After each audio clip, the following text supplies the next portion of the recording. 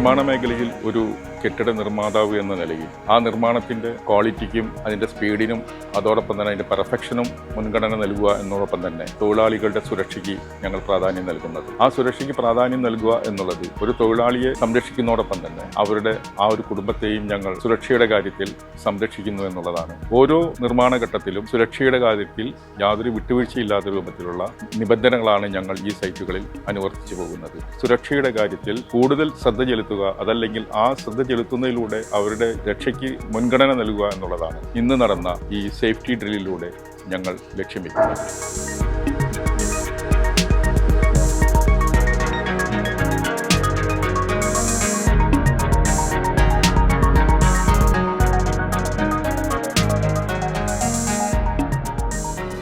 CIDBI, തൃശ്ശൂരിന്റെ സ്വന്തം builder.